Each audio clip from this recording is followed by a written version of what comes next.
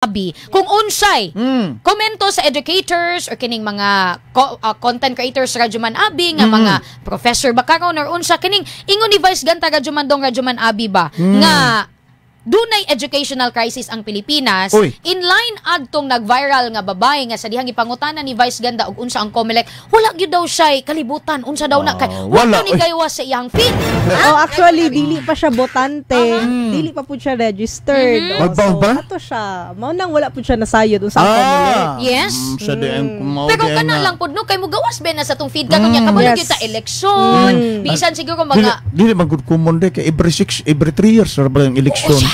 O gawas sa mag-eleksyon da sa ato sa Purok da sa namatay subject ana Rajuman dong eleksyon sa mga officer sa atong classroom di ba? Namatay siguro subject di ka sa so makakuan jud siguro kano maka size up gyud ka unsa kaning COMELEC no? Pero ana mo common sense ba? Wa man nang nigawas daw sa iyang feed ba daw ang nigawas man gud siya ako barakuan ko pagto alto nga wag sa kabalo dili kalto gituyo niya para makakwal na siya eksena. Simpan dia. Maulawan po siya kadto. Maulawan po siya oy. National ba yan?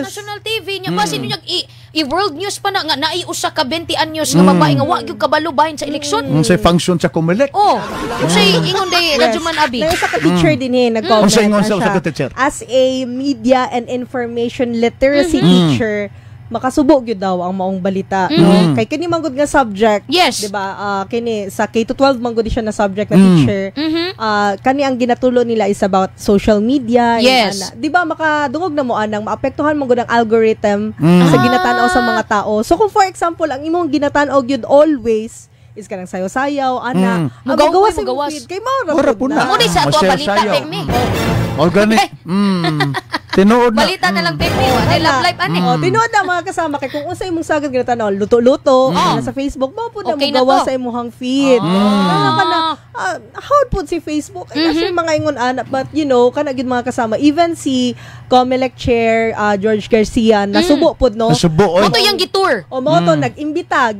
formal giimbitahan nila tong babae nga Itur ka na mas COMELEC para masayod unsa gyud mga function nila no.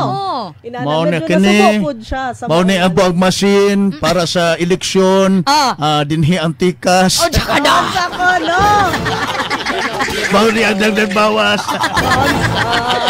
na dira pero ang iyang educator ba Rajuman Abi makaingon ba siya nga naagi kinahanglan pagtutok sa edukasyon pa siya nga kinahanglan gyud daw nga mas pakusgan pa labi na kaning mga voters education kana para mas masayod ang mga labi na mga batanon di ba na atong panultion nga ang kabataan ay pag-asa ng bayan inana tinuod na nga ang kabataan karon kay ang ginatan-aw mga lahi-lahi social media TikTok pag-asa pa ba ng bayan pero actually sa TikTok di ba daghan pug mga kanang reels about politics magawas man gani ato XDC digital mo gala daghan followers tinuod na gina YouTube naman gani mi dire ni Radyo basta gihimo mi content